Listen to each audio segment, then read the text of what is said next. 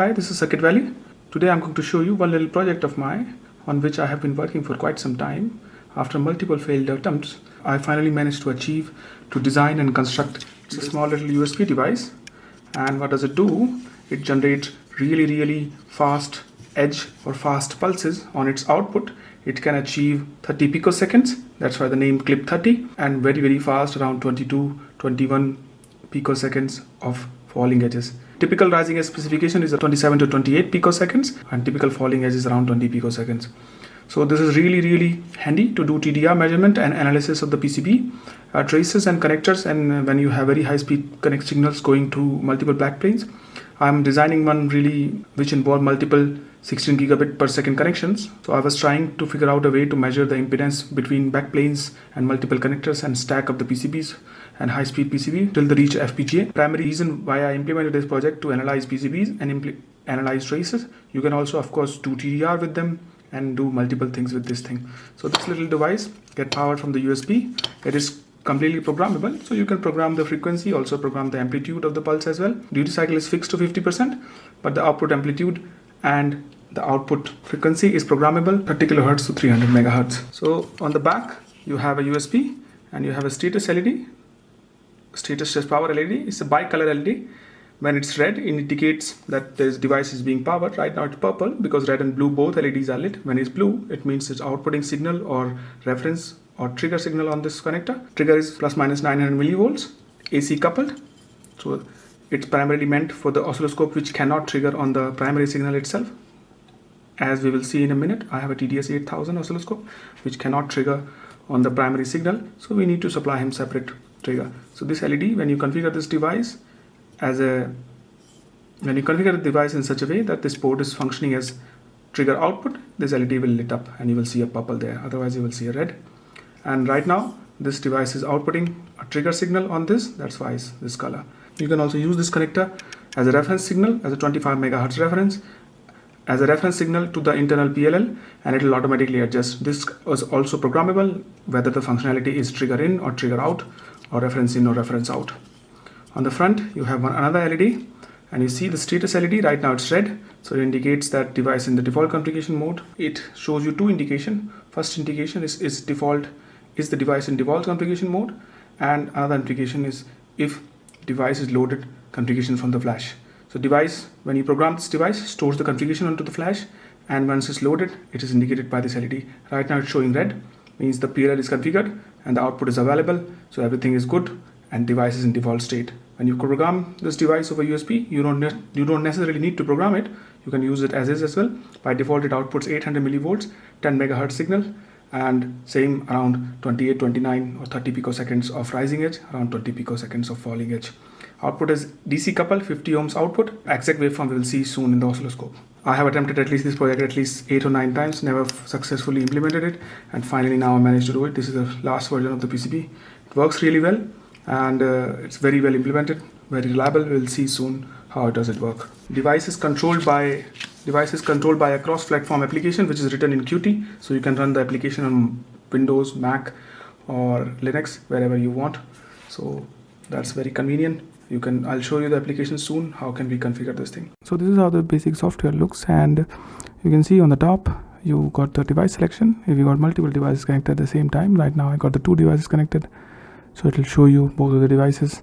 If I remove one of the device, it will of course fall back to the other device. The next button is this identify device. This is very convenient if you got multiple devices connected at the same time, and you can identify which particular device you are dealing with. There is a bicolor LED on the port side or output side of the device. So when you click this, the identify LED will blink to show you which exactly device you're dealing with. So if you got a programming environment, this becomes very handy. And let's do it one more time. So this is how it blinks. Very convenient, very easy. So next is frequency. So you can set a different frequency, and then when you click program, it will automatically update the frequency. Calculate PLL button. It's very handy if you are dealing with very high frequency, because there are certain limitations on the PLL side. On the lower frequency range, you can set any frequency, even something like this is allowed, 287 megahertz. So when you click calculate PLL, it exactly shows you if this frequency is allowed or not. So you cannot On the higher range, you cannot set whatever the frequency you wish. On lower range, of course, you can set whatever the frequency you wish. When you are on the 10 megahertz, you can of course set the, so this is definitely allowed or definitely possible with the PLL divider combinations. So for example, 250 megahertz is definitely possible. So you'll be able to easily can calculate the PLL and do it. It's not necessary to calculate PLL. When you program the RAM, it automatically updates. Everything is wonderful. So we'll let it to be of 25 megahertz. And let's calculate, and you can set the amplitude. Right now you see the amplitude is around 800 millivolts, and it is amplitude is not exactly calibrated or a value or a measurement reference, so it's approximate value. I did not find any justification to implement a calibration routine specifically for the amplitude, so I never implemented it. Next option is, so for if you want to set the amplitude different value, maybe we'll set it to 500. It'll automatically adjust the amplitude to 500 here. See, peak to peak is around 560 millivolts. It goes to maximum 1300 millivolt, 1.3 millivolts. Now it's clipping. I need to move this thing up, and you see amplitude is around 1.3, 1.4, 1.23 millivolt, 1.23 volts peak to peak. So we'll leave it at 500. So we programmed 500 and we are back to 500. Now next option is very important. It is the aux pin function, and aux pin is AC coupled 1.8 volt peak to peak or 900 plus minus 900 millivolts. So you can choose trigger output. Trigger output will output exactly the same frequency which is on the primary output. So you can use the trigger function or synchronize multiple devices with the same device, or you can choose the external references as well. Minimum frequency for reference is 10 megahertz, and maximum frequency is of course 25 megahertz. 25 megahertz is default, and you can of course want to synchronize multiple devices, so you can choose one device to be output and rest of the devices to be input. So it's very convenient to operate that way. So factory restore restores everything. Right now you see it's outputting 500 millivolts. So if I click factory restore, it resets everything, device busy, it erases the flash, and everything will be forgotten as I ship the device. So now when you restart the device, you will see that we fall back to 800 millivolts peak to peak on the oscilloscope, and we'll fall back to 10 megahertz as well.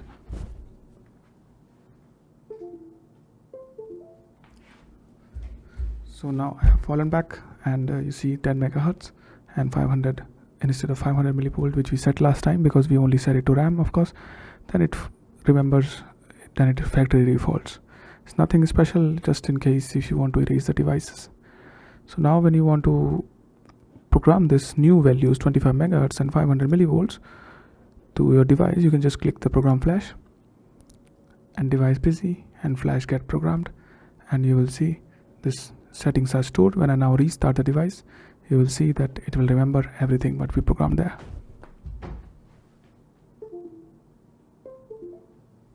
So we restarted and we fall back to the normal values which we programmed last time. So this is very easy and convenient software. You can program multiple devices to the serial number, identifier, set the frequency, find exact value what is being calculated or possible through PLL, and of course set the signal amplitude, port function, and erase if it's necessary. If you want to experiment a lot, then I will suggest programming RAM all the time. Flash of course has endurance of hundreds of thousands, but still there's a limit to it. I have oscilloscope from 50 megahertz up to 8 gigahertz and 50 and a 70 gigahertz sampling oscilloscope as well. So we'll measure this little device on every single oscilloscope. We'll see how does it behave there. You can easily use these kind of adapters with this thing so that you can fit the normal oscilloscope. This SMA connector is a very high speed 27 gigahertz connector, very high quality connector, and SMA oscilloscope, and there is a SMA male to male adapter as well. So now we'll connect this BNC adapter, and I'll connect this probe to my RTB 2004, and we will try to do pulse measurements. Primarily I'll show you the software and how fast the pulses are, and maybe we need to terminate this thing with this kind of adapter as well, something like this, and then we will feed this thing into the oscilloscope, and we'll see if it really works that well, and how the software is operated, and how you can easily pre-program and program it. To test and characterize my pulse generator, I'm going to use this TDS 8000 oscilloscope. Currently I have two modules installed, ATE03 and ATE01. This oscilloscope along with its module is capable of reaching bandwidths of 70 gigahertz, and the signal which we are going to test or the device which we are going to test, it falls way below under that. We are not going to reach 70 gigahertz of bandwidth with 30 picoseconds rise time and around 20 picoseconds of fall time. And the module which we are going to use is going to be ATE01, a 50 gigahertz module for this oscilloscope. The module have been calibrated and tested by a third party. They have already mentioned the measurement uncertainty. We will see that this oscilloscope is very capable to characterize our device. So let's zoom in a bit. First I'll connect the device to, this particular ATE01, it uses a 2.92 millimeter connector, and this device has a 27 gigahertz of SMA connector. So we will need some adapters, and I'll install a SMA to 2.92 millimeter adapter, female to male, and then I'll install one SMA male to male connector adapter so that we can measure. These connectors do affect performance. But not that much. They only affect a little bit. So we'll connect this right here. The device is already on, and as you can see, I suggest to power on the device before connecting to the oscilloscope. So we already have our signal, and I'll zoom out a further bit so that you can see everything. This is our waveform looks. Currently it's configured on channel number 3, and I have already configured the fall time, rise time and amplitude both. Let's zoom in a bit so that you can see what's going on there. This oscilloscope of course supports a mouse and everything else, so I'll be able to happily use my mouse and operate it using mouse. So you see on the right side we have fall time and rise time. Of course we are not currently totally zoomed in, so we will not be able to exactly measure what is it and how much exact right time is. So maybe we will measure the fall time first, and we will see how does it look. One more thing I would like to mention, as this oscilloscope does not have, as these fancy oscilloscope, they do not have their own trigger. So you're supposed to use the secondary output, the auxiliary output from the device back, and feed in as a trigger. So this oscilloscope has two triggers. They are one direct trigger, one is pre-scale trigger, and this pre-scale trigger is for 2 to 10 gigahertz, and this is up to 3 gigahertz. My little device is capable up to only 350 megahertz, so I can directly feed in the trigger. And the output level, it supports output level supported by our oscilloscope is plus minus 1.5 volts, and what we output here is plus minus 0.9 volts. So everything is all well and compatible, and you'd have to keep watch for certain things when you're dealing with such niche instruments, that they have some their quirks and features. So this is one little quirk, that this oscilloscope cannot trigger on the signal itself, and you need to supply a separate trigger.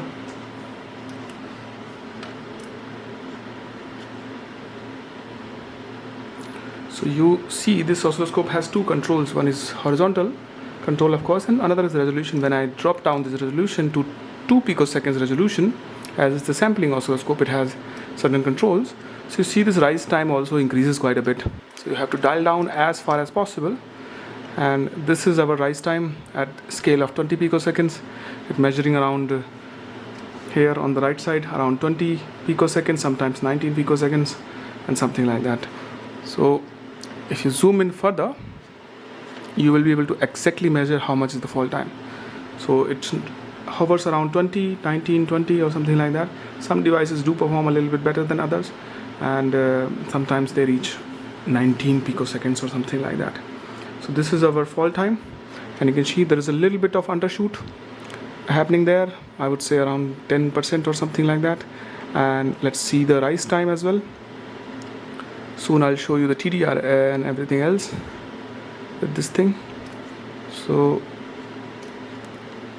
this is our rise. Maybe I'll get the signal a little bit lower so that it is in the measurement range of my little instrument, because this oscilloscope is only capable of measuring like 1 volt max, and will not be able to measure higher than 1 volt.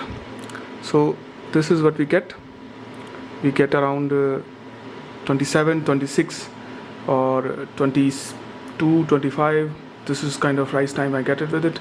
So the more you zoom in and the more resolution you got. We have resolution of 25 femtoseconds at this scale. So you can see at the higher scale you get still 25, 26 and something like that. So this is a very decent rise time, and it's always under 30. So if you zoom out, still you have like 27 picoseconds, and it's very well done, and very nicely. It performs very nicely. Maybe I'll zoom in a bit so you can see better. So you can see rise time is around 25 nanoseconds at scale of 25 picoseconds, the scale of 50 picoseconds, and resolution 125 femtoseconds. Let's zoom in. So further, I think this is the max I can zoom, and it gets around rise time of 25, 20 second, 25, 24, something like that. Maybe you can do some averaging as well. So even with the averaging enabled, you get rise time around 29, 20, 30 picoseconds. So it performs very well. This device works really well. So again, at the rising edge, let's zoom in further a little bit.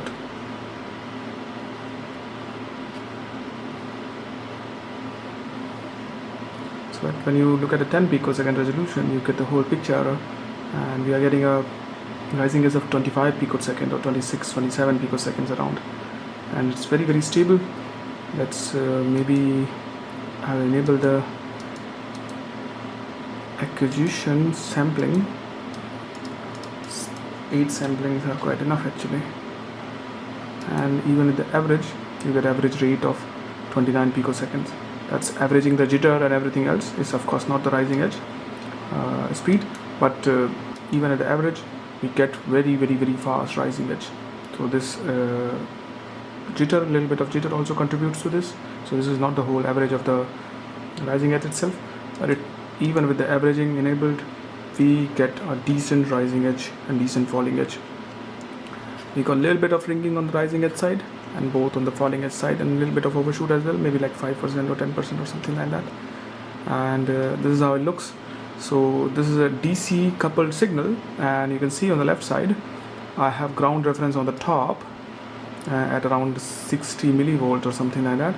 So this whole signal is negative going. So this is 0 volt, and this is minus around minus 800 millivolts. So the whole signal is negative going, and we can, if you want to do TDR on this, I do not have the correct module installed right now, but we can use a coupler, something like that. We will do it right now, and I'll show you. Maybe let it focus. So this kind of coupler. So we'll install this kind of coupler to the oscilloscope, and we'll see how good it performs in the TDR. So normal TDR measurements show you that you can connect the coax to them and everything else. We'll try to do similar kind of experiments. So let's get started. To be able to perform TDR measurements, I'll take this off and install this T coupler.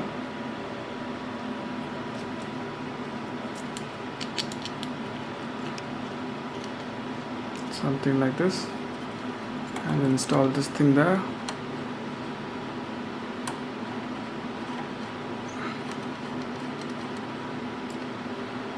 Got our square wave back, but now you will notice that it may be having some kind of heavy ringing, because we are already doing TDR there. So this is our signal, and now when I zoom in, you will see we already have TDR measurements already going on. So this little thing which you see there, this is the length of the T coupler from there to there, because this oscilloscope is so high bandwidth that it can measure even these tiny things. So I'll zoom out and I'll show you. I'll connect this little 50 ohm coax, and you will see how does this change. Maybe I'll zoom out a bit so that you can see better. So this is our whole rising edge or rising area.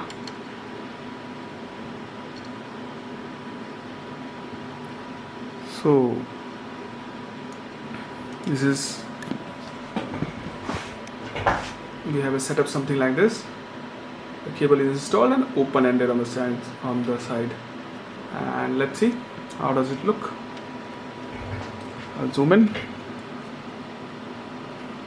So this is what you got. This was our primary rising edge, and now we got this much offset, and the offset is around how much?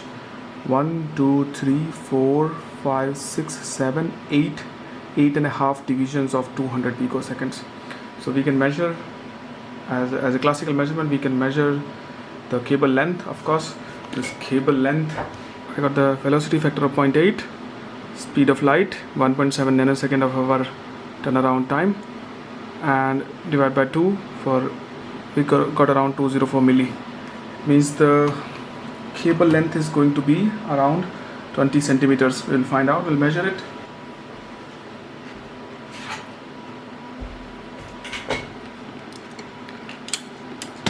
So I'm trying to keep this thing straight, and you see this cable length is around, so measuring with DigiKey ruler, I got the cable length around 19 or 20 centimeters, a little bit shorter, maybe the connector length, or maybe my measurements is very crude right now because I'm not measuring very precisely. I just want to show you the demo. Now I'll connect an adapter here, and I'll connect another 50 ohm cable. Maybe I'll try to connect 175 ohm cable. I've been saving 175 ohm cable for very long for exact this measurement or this particular day, that I'll try to do measurements on it and try to differentiate if there is any difference between 75 ohm cable and 50 ohms cable. So this wiggle which you see is primarily to connectors, multiple adapters, and this little thing, and impedance mismatches between the connectors and this kind of stuff. So I got a BNC cable with the adapter. So I got the BNC cable, normal cable with 2 adapters, so that I can connect there, and I'll zoom out, and this cable length is around 1 meter.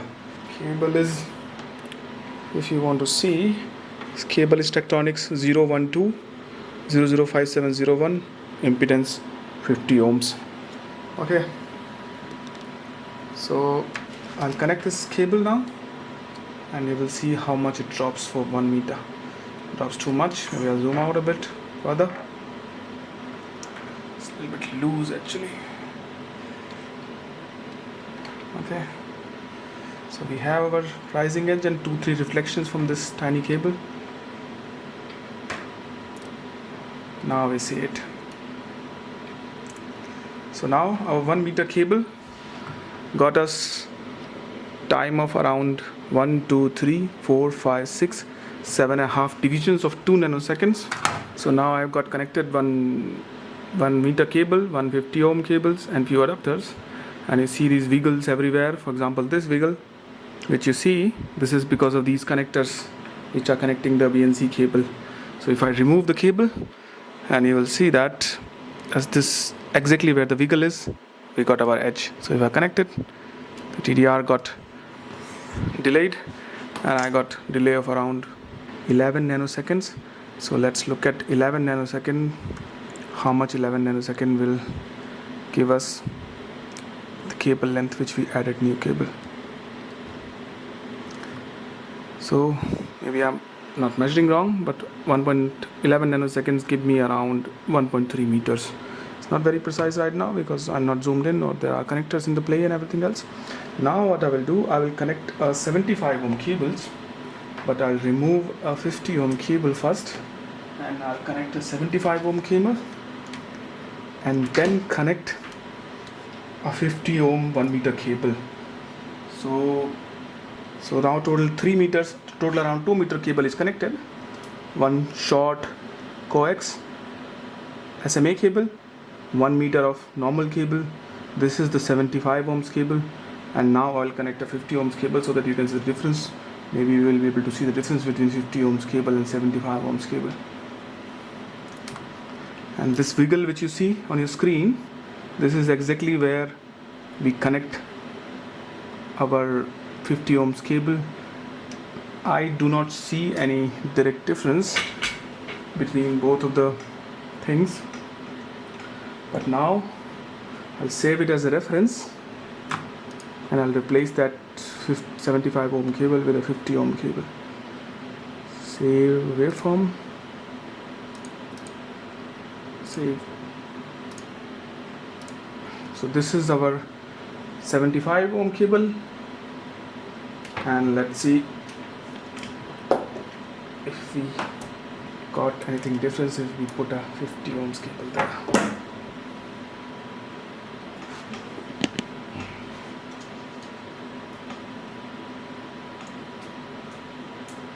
So you see this little thing, this hump you get, this is very short with all 50 ohm cable.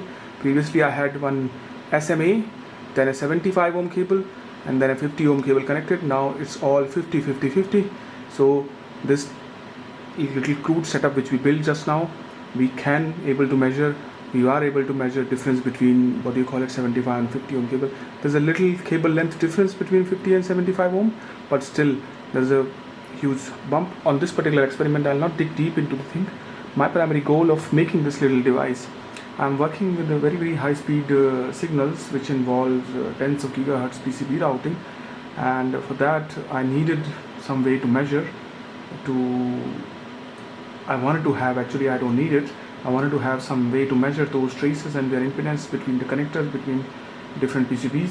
So I'll feed in signals from a TDR module or with this oscilloscope and try to measure how the impedance behaves between the connectors. So every time you see a bump or something like that, this generally means that it's a connector here, it's a coupler here, and it's also a small connector there, and these are small bumps are connectors, so they show you the impedance mismatch. And it's very easy to do TDR with this oscilloscope. Same stuff which we can do with our big oscilloscopes as well. So this is just for demonstration. Primary experiments we'll do on other oscilloscope to verify their front-end bandwidths. Here's the oscilloscope. I'll connect my probe here and we will see how does it work. We'll connect the device to channel number 1 and we will take over with the help of one T-junction, 150 ohm terminator, and one SMA to BNC adapter. I'm able to connect it to the oscilloscope, and this is very important to have 50 ohm terminator. I'll show you in a second. This is how the signal looks with the 50 ohm terminator, and this is how falling edge is. So you get around 1.1 or 1.15 or something like that, and fastest we get is 1.08 nanoseconds. With the formula of 0.45 divided by bandwidth, we got around 409 megahertz of bandwidth. This oscilloscope is capable only of 300 megahertz of bandwidth, so it's very fast rise time.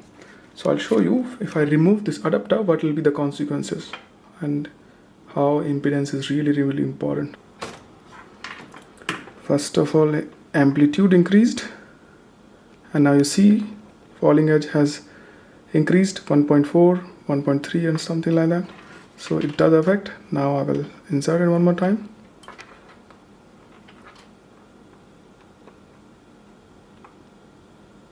So you get faster edges with the termination. Without termination you get ringing as well, and that's a very big problem. So you see, this is the kind of edge you get, rising edge and falling edge. They are very bulged, and this is the kind of edge with you get terminator with terminator. So it makes a lot of difference with and without terminator, and of course the output is 50 ohm terminated, so terminator must be used if oscilloscope does not have internal termination. What we can do about the rising edge, I'll just change the trigger type. So right now it's not measuring, I don't know why. Same stuff we got on the rising and falling edge both. So very easy to measure. I don't know why this oscilloscope is so buggy. Sometimes this oscilloscope annoys me. It's RTB2004 with the newest firmware, the latest, super latest firmware. Maybe I'll roll back to the previous firmware version. You see, when you have it like this, it measures. When you have it like this, it doesn't measure. Maybe I'll run the default setup and then we'll measure one more time. Rising edge was the concern. So now we see. Now the rising edge is visible. It gets very fast rising edge, you see. 1.04. Sometimes you get the picosecond, 990 picoseconds or something like that. With this 1.04, we get the bandwidth with 1.04 picoseconds or 1.1 picoseconds, 0.1 picoseconds, you get a bandwidth of 440 megahertz, which is way higher than this oscilloscope is supposed to have. So now we will try to do the same experiment, measurement of the rising and falling edge on this 50 megahertz oscilloscope. This is a DS1052E. I have actually hacked it to 100 megahertz, and so we should expect 100 megahertz rising time. So device is still in default mode, 800 millivolts, 10 megahertz signal. We'll connect it to channel 1 with the terminator, of course. So now the device is plugged in, and let's adjust the time base. I have actually ran this experiment already.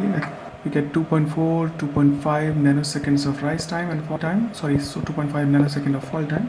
So with 2.5 nanosecond of fall time, you get the bandwidth of exactly around 100 megahertz. And let's look at the rise time now. We'll go to trigger menu. Just change the slope of the trigger.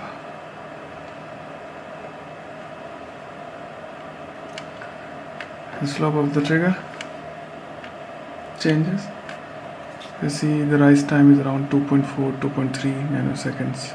And signal amplitude after adjusting the probe to 1x, of course, also correct. So everything looks nice, everything looks right.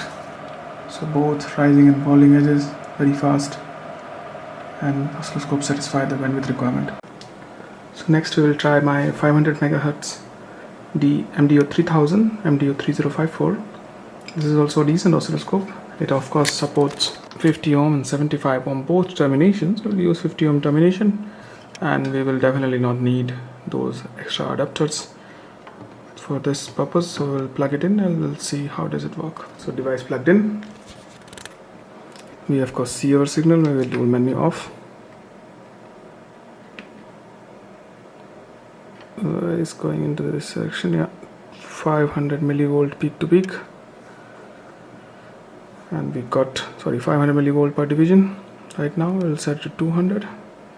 That gives us a little bit more dynamic range. I'll bring the trigger position in the middle so that we can see what's going on. So you see that it gives you around 700 something, 790 or maybe 800 picoseconds of rise time. 800 picoseconds of rise time gives it the bandwidth of 562 megahertz. So that's definitely correct for this oscilloscope. Is a 500 megahertz oscilloscope. Let's measure the falling edge as well. Falling edges appears to be a little bit slower. I cannot really judge. It's like similar, maybe a little bit faster. I see many times 707, 750. So we assume it is also 800. So we got same rise time, fall time performance. Works really well. Maybe I'll save the waveform.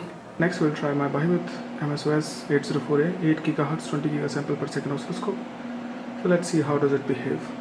This oscilloscope will definitely show the limits of connector and adapters and everything else, because BNC has a limit of certain gigahertz. And let's see, we'll connect it to channel number 1.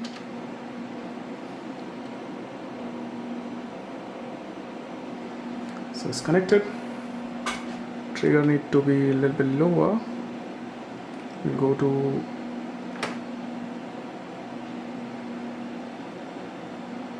200 millivolt per division, same as what we did last time. So already 200.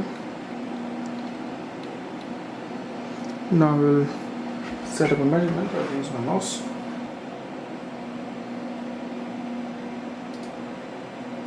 All time.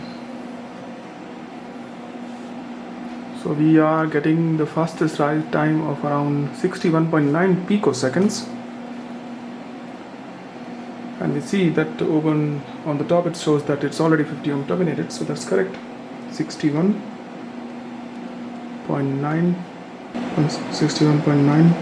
picoseconds give you bandwidth of around 7.28 gigahertz. So it's close enough for our setup. So these adapters and everything else, and they works actually up to 8 gigahertz at least. And we will now see the other slope. The other slope also shows you maybe a little bit faster, 60.14, and 60.14 gives you the bandwidth of 7.48 gigahertz. Does it increase when I do this? Yeah, if you zoom in a little bit, it shows you better. So it's a little bit 2-3 picosecond faster. So it's 57.61 picoseconds, which gives you bandwidth of 7.8 gigahertz. And in the other direction, it's similar, 60 picoseconds. So that's it for this video. You can visit my website www.circuitvalley.com. This device is available for purchase on CircuitValley shop. You can visit my website www.circuitvalley.com and www.circuitvalley.de.